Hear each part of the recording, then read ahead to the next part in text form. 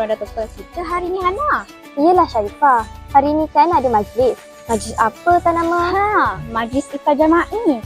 Sekolah Menengah Sains Tuan Said Putra telah mengadakan Majlis Iftar Jama'i pada hari Jumaat 13 Mac 2026. Majlis ini dihadiri oleh murid, ibu bapa, guru serta para alumni. Mari kita saksikan kemeriahan majlis ini.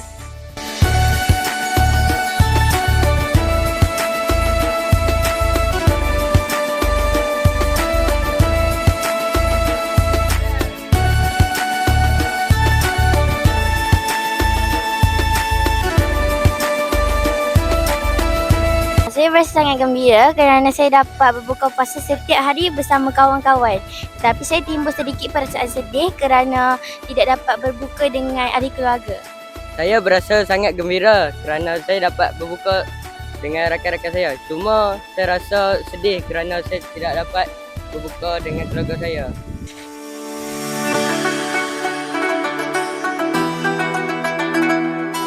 Sekarang, saya sedang bersama dengan alumni dari Best Zilas 2025. Apa perasaan akak menyambut Iftar Jama'i pada tahun ini dan pada tahun sebelum ni? Untuk tahun ni, waktu saya sampai di pagar tu, ramainya daripada tahun lepas dan saya pasti tahun ni lebih meriah kerana terdapat lebih ramai jemputan dan juga ramai sambutan daripada ibu bapa sekalian. Dan berbanding tahun lepas, mungkin sebab pertama kali setelah sekian lama sekolah tidak menganjurkan Iftar Jama'i, jadi kemungkinan tahun ni lebih meriah daripada sebelum ni.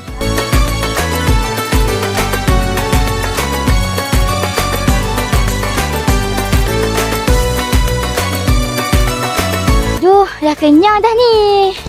Alah, kenapa pen semua dah kemas-kemas ni? Yelah, kita kan dah sampai pada penghujung majlis hari ni. Alah, kita dah sampai penghujung majlis Iftar Jama'i kali ni. Itu saja dari kami. Bye-bye.